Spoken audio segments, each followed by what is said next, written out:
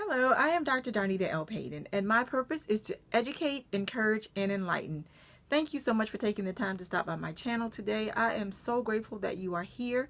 Before you leave, give this video a thumbs up, leave a comment, subscribe, turn on the notification bell, and do me one favor, tell at least 5 people you know about this channel. I would greatly appreciate it. So today, we are coming to the end of my 4-part series, The Simple Life. If you've not viewed the other videos, please go back and do that. I hope they will be beneficial to you. We've talked about 5 simple ways to save time, 5 simple ways to save money, 5 simple ways to reduce your stress, and today we are talking about 5 simple ways to increase productivity, and I am just so excited about it. And I probably said that in the other videos too, but it was true. So let's jump right in. Today, productivity. That's what we're talking about. What does productivity mean? Simply, it means that you are able to complete the things that you need to complete, generally at a level that you want to complete them so that you're successful. Pretty simple, right? You want to check off the things on your to-do list so that it becomes your it's done list. And you want to do that, to the best of your ability. So that's what we're talking about when we're talking about productivity. All right, so going to give you 5 simple ways to do that today. So let's jump right in. The first one, plan it. I know you're going to tell me that you are super spontaneous and you like living life freely and you're great at it. I get it. I understand. I once had someone tell me that I wasn't spontaneous enough. Okay, I said. Thank you for that unrequested assessment. Yeah, thank you. I appreciate that you were so bold as to tell me that I was not spontaneous enough. And I thought about it for a minute, and my retort was, I am spontaneous, as long as I have time to plan for it. Of course, I was joking, but I don't live a rigid life. I do live a planned life. As much as is in my control that I can plan. And so I'm encouraging you to do the same. Not that you, again, live life in a rigid manner where, there's no room for change. There's always room for change. So number 1 is to plan it. And that just means that, I get to enjoy my chill, my down, my relaxed time without worrying about things that I've not completed, about tasks that I've left undone. And so I want to encourage you to do the same so that you're not stressing out about the things that you need to accomplish in the time that you need to accomplish them. But if you continue to say that you thrive and you are productive without planning it, then God bless you and you can go ahead to number 2. But for many of us, that's not the life that we're living. We need structure and we need to plan it. And I would ask, are you really living your best spontaneous life without planning it? Okay.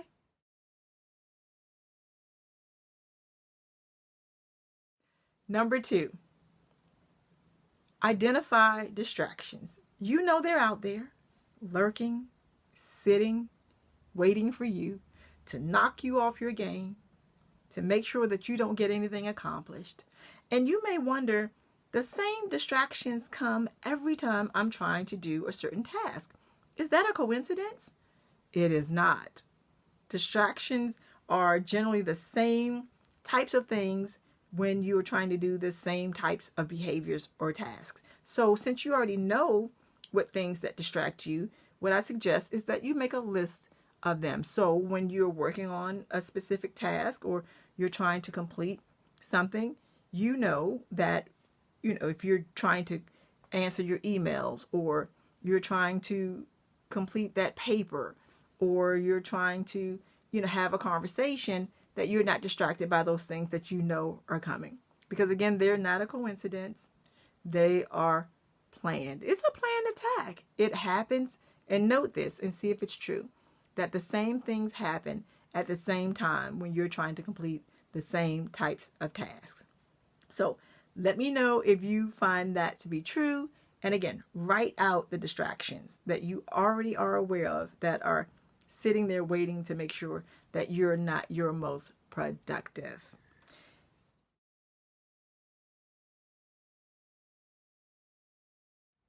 Do less. I know, surprising to hear me say do less. And I've lost some of you because you were thinking, well, I thought she was here helping me to increase my productivity, not to reduce it. Is that what she's saying? It is not what I'm saying. Or I've gained a great following because some of you are saying, oh, she's encouraging me to slack off. No, I'm not encouraging you to do that either. So hopefully I haven't lost you, and hopefully I've gained you, but not because you think that I'm encouraging you to not be your most productive. Again, I am not.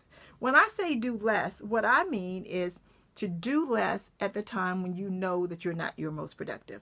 If you watched any of my videos, you heard me say that I am a super early morning person. And so I tend to make sure that I do most of the most challenging tasks earlier in the morning, because around noon, 1, 2, or later in the afternoon, my energy level drops and I'm ready to become at one with my favorite pajamas by that time. And so I know that if I can, as much as I'm able to control, that I want to make sure that I accomplish the most challenging tasks earlier in the morning when my energy level is higher. And so I'm less likely to be distracted because I have planned for it. And so I want to make sure that you determine when you function at your best. Are you, like me, a super early morning person? Do you do well in the early to late afternoon? Or are you a superior night owl, and that's when you do things best? So do less when you're less productive. And I guess the opposite would be do more when you know that you are your most productive. And then you will find that you are more successful at completing those tasks that are before you.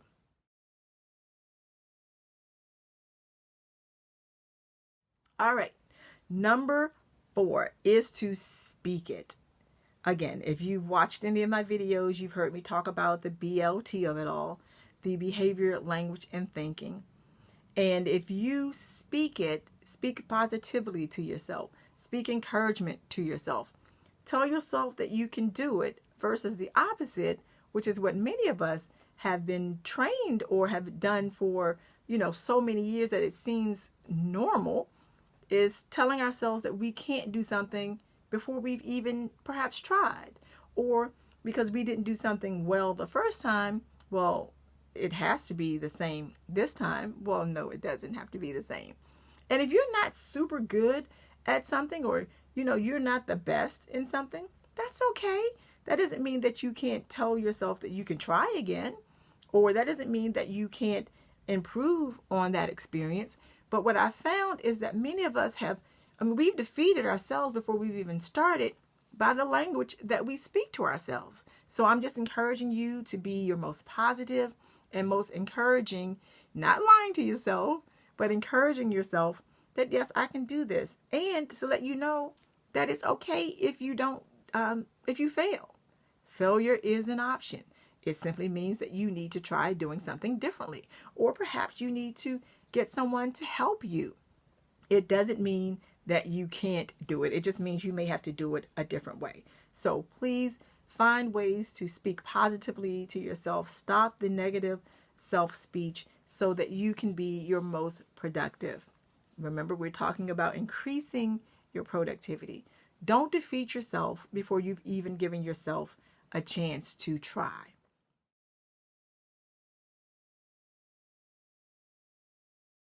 Number 5, don't self-sabotage.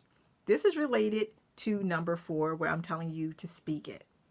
What we tend to do is defeat ourselves before we've even given ourselves a chance to see if we can complete the task or not.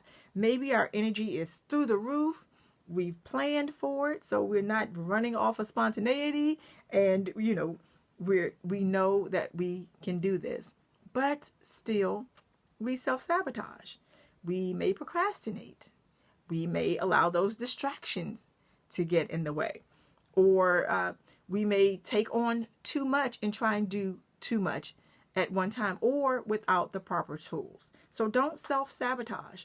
Don't avoid a behavior or a task because you think you can't do it.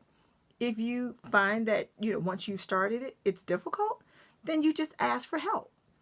Maybe that's someone who's really good in the area of the thing that you need to accomplish. For me, that would be like me trying to do math in public. That's never pretty.